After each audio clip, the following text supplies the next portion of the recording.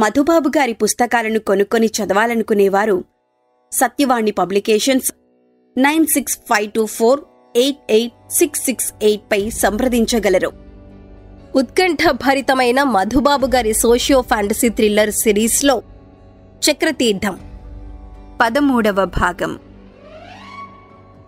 ఎవరు రత్తాలు? ఎవరు మాట్లాడింది? రత్తాలు ముఖంలో అడుగుపెట్టిన చిత్ర విచిత్రమైన భావాల్ని గమనించి తను కూడా ఆశ్చర్యానికి గురవుతూ అడిగాడు ఆచారి. చెబుతా, ఒక్క క్షణం ఆగండి.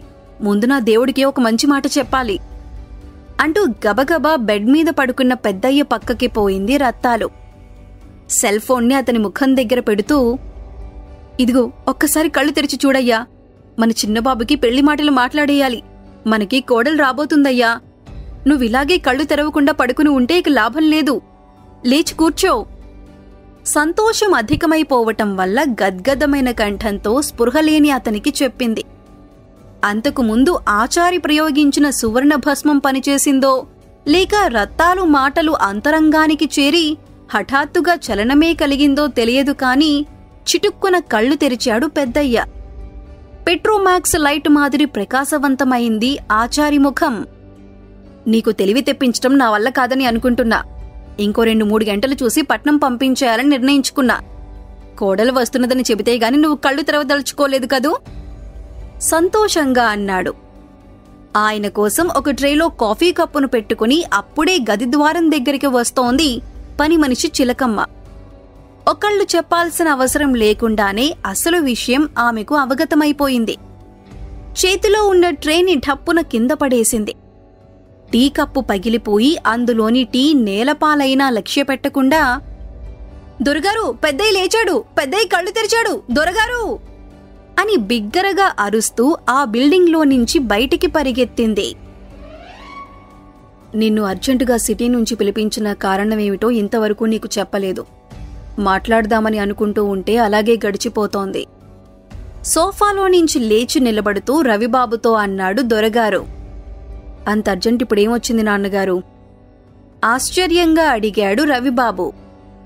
ఇప్పటికిప్పుడేమీ రాకపోయినా ఎప్పుడో ఒకప్పుడు అర్జెంటే అవ్వచ్చు. నాకు వయసు మీరిపోతోంది. నువ్వు దూరంగా ఉంటున్నావు. ఎప్పుడైనా మనం ఎదురు చూడని అవాంతరం వచ్చి నీతో మాట్లాడకముందే నేను అంటున్న దొరగారి వంక ఆందోళనగా చూసి ఆయన నోటిని తన చేత్తో మూశాడు రవిబాబు. మీరు లేనిపోని మాటలు మాట్లాడకండి. ఆ భుజంగరాయుడి మూలకంగా మనకేదైనా ప్రాబ్లం వస్తుందని మీకు అనిపిస్తే చెప్పండి. వాడి తల నరికి మన కొండలమ్మ తల్లికి నైవేద్యం పెడతాను ఆవేశంగా అన్నాడు. చచ్చా, వాడెంత, వాడి బతుకెంత? వాడు కాదు, అసలు కారణం నీకు తెలియాలి.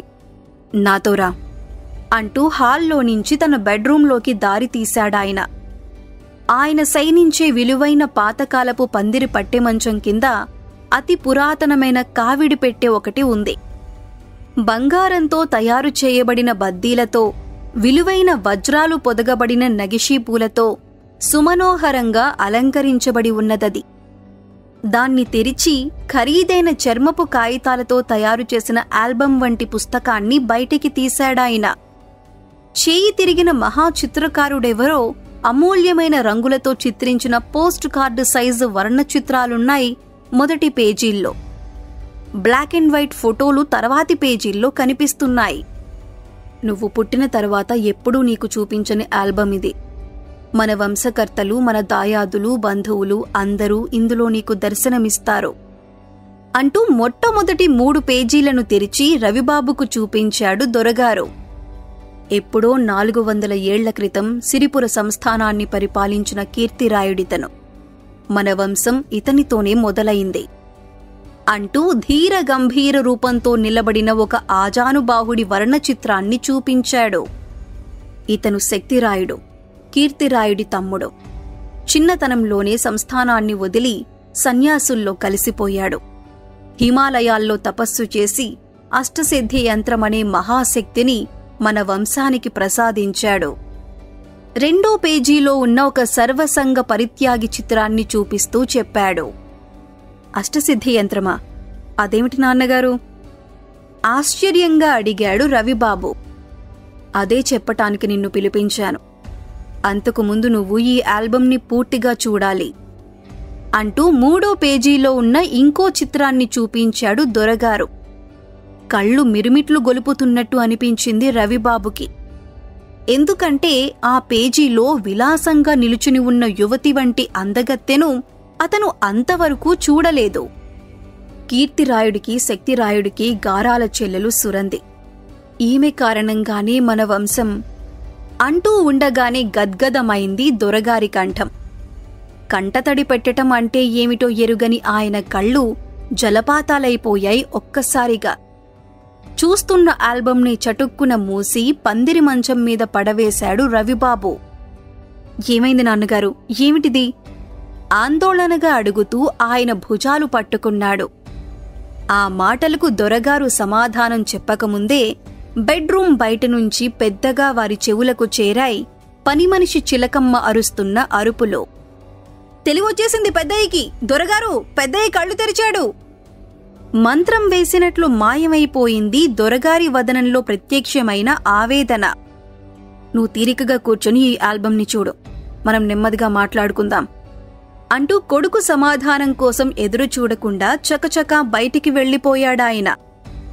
ఆయన ఆదేశించినట్లు అక్కడే కూర్చొని ఆల్బమ్ని చూడలేదు రవిబాబు. దాన్ని పందిరి మంచం మీది తలగడ కిందికి నెట్టి తను కూడా అవుట్ హౌస్ దగ్గరికి పోయాడు పరుగులాంటి నడకతో. పిచ్చిముఖం వేసుకుని యథాలాపంగా నిలబడ్డా. ఏమాత్రం అనుమానం వచ్చినా దొంగనయ్యాళ్ల తలలు అప్పుడే పగిలిపోయి ఉండేవి.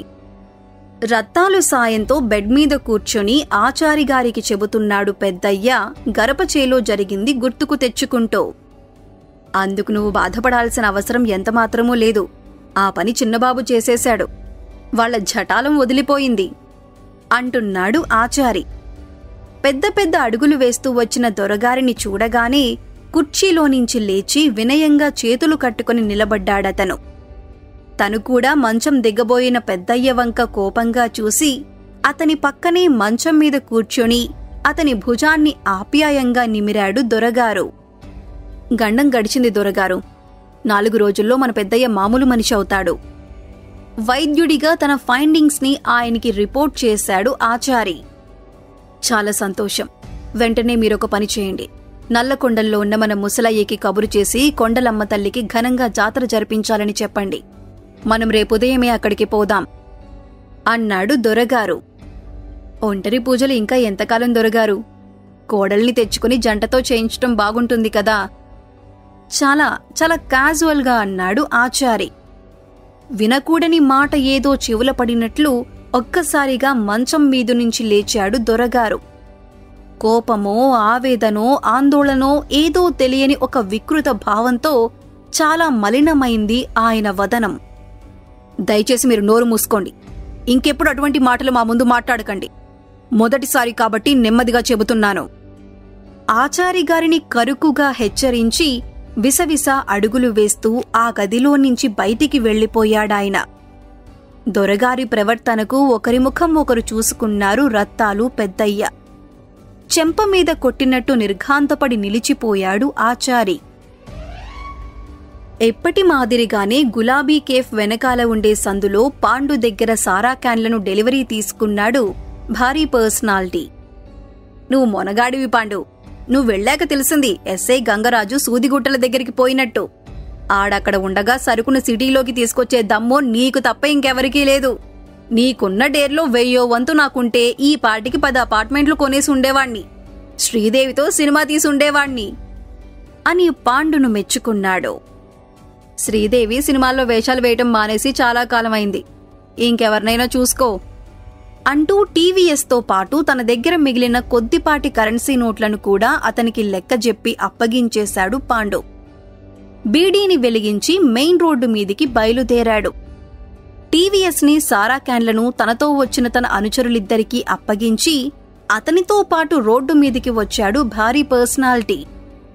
అవునుబే పాండు, ఆ ఎస్ఐ గంగరాజు సూదిగుట్టల్లో ఉన్న బట్టీల్ని చూస్తాడంటావా అని అడుగుతూ అతనికివ్వాల్సిన డబ్బుకు ఇంకో 100 ఎక్స్ట్రాగా ఇచ్చాడు.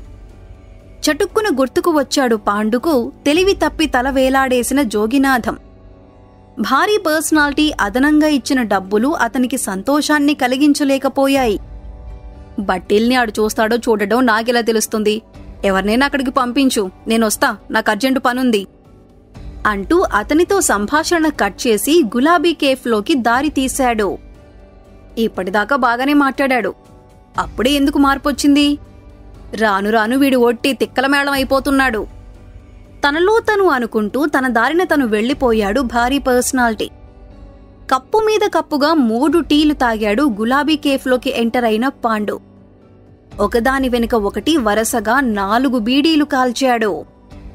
పరేషాన్లో ఉన్నట్టున్నావు, ఏంది భాయ్? చూసి చూసి ఉండబట్టలేక అతని దగ్గరకొస్తూ అడిగాడు గులాబీ కేఫ్ ఓనర్ ముస్తఫా.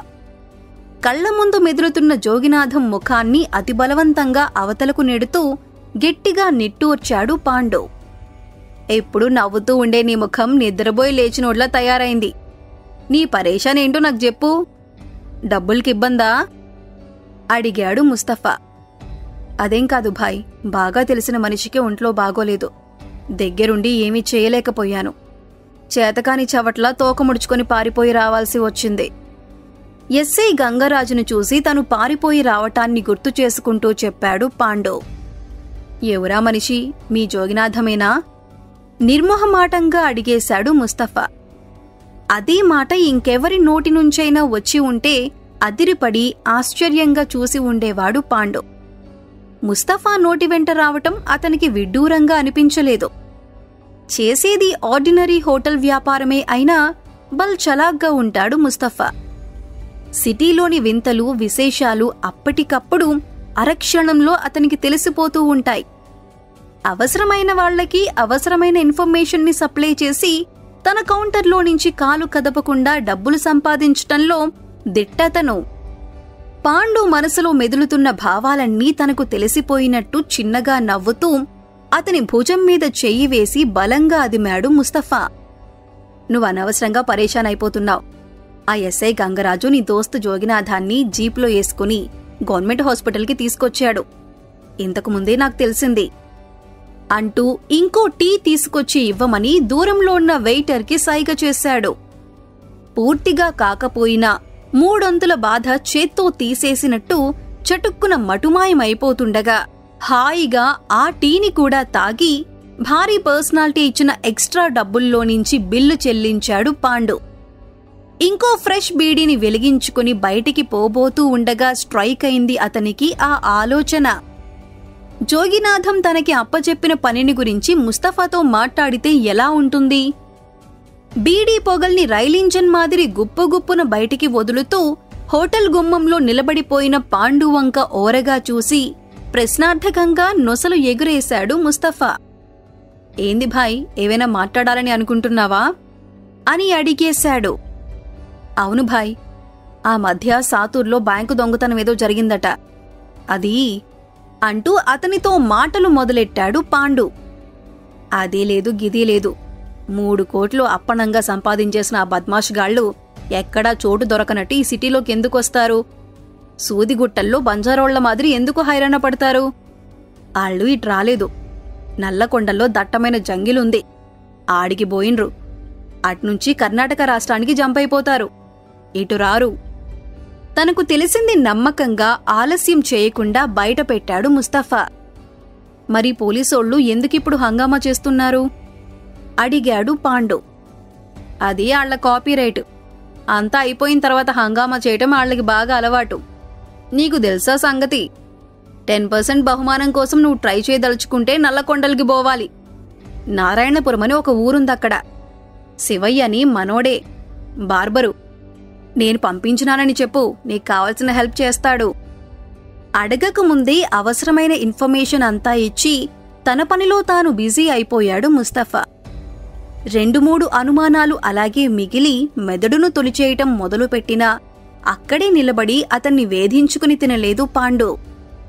చివరికంటా కాలి చేతివేళ్లని చురుక్కుమనిపించబోతున్న బీడీని అవతలకు విసిరిపారేసి చకచక రోడ్డు మీదికి వచ్చాడు. గులాబీ కేఫ్కి ఆపోజిట్గా రోడ్డుకు అవతలి పక్కన ఉన్న స్వీట్ షాప్లో 2 కేజీల స్వీట్లు పొట్లం కట్టించుకుని టాబూ హోటల్ దగ్గరికి తీసుకుపోయే సిటీ బస్ని క్యాచ్ చేశాడు. నవరాత్రి పందిర్లో ఒక మూలగా నిలబడి సిటీ బస్సులో నుంచి దిగుతున్న అతన్ని గమనించాడు షరీఫ్. ఇయ్యాళ్ళ డబ్బులు బాగా గిట్టుబాటు అయినట్టున్నాయి.